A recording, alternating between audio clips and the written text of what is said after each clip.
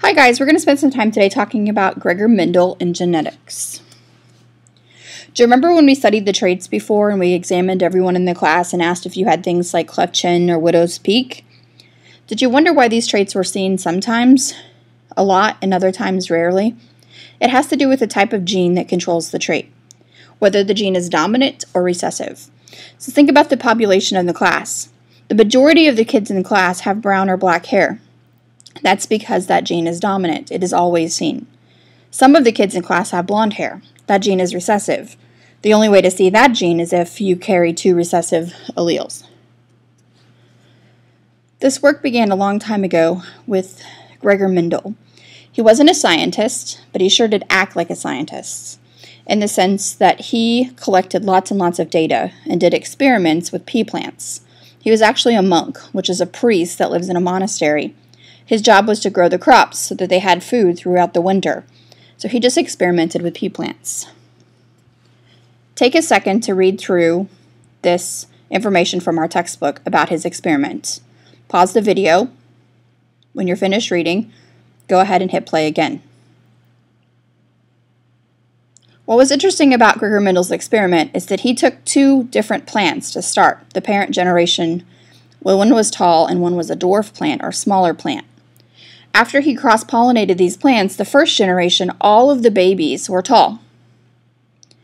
But after he took the seeds from that first generation plants and pollinated them, the second generation produced plants that had different traits.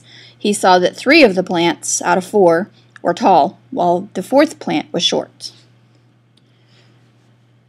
There are other traits that he examined in pea plants just besides height. He could look at the seed shape, the seed color, the seed coat color, the pod shape, the pod color, the flower position, and even the stem height. All of these things are controlled by alleles. If it's a dominant allele, you always see it in the phenotype. So if the plant contains the gene for smooth pod shape, then every single pea pod would be smooth. The only way to see the recessive allele is if 2 of them are present. So both parents had to give the baby, or the new plant, the recessive gene in order to have the pinched, or that bumpy shaped pea pod. These dominant alleles are represented with a capital letter, for example, the capital T. Recessive alleles are represented with a lowercase letter.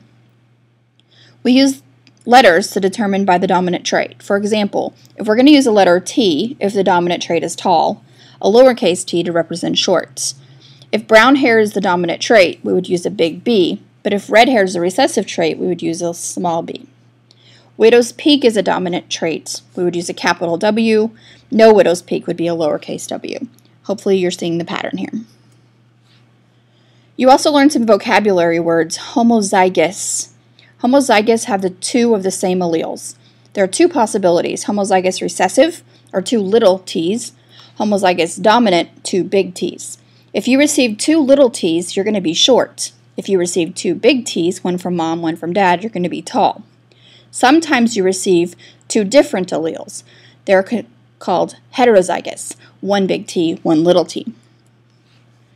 Whenever we talk about genotype and phenotype, remember the vocabulary. Genotype are your actual genes. We represent those with the letters. Phenotype are your physical traits. Once again, a genotype with a big T, or homozygous dominant, is going to have a tall phenotype. A heterozygous genotype is also going to have a tall phenotype. That dominant gene, that capital T that you receive from one parent, will take over and mask the little t.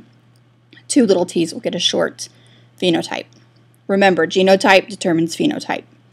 And recessive genes are only seen if there are 2 of them present in the genotype.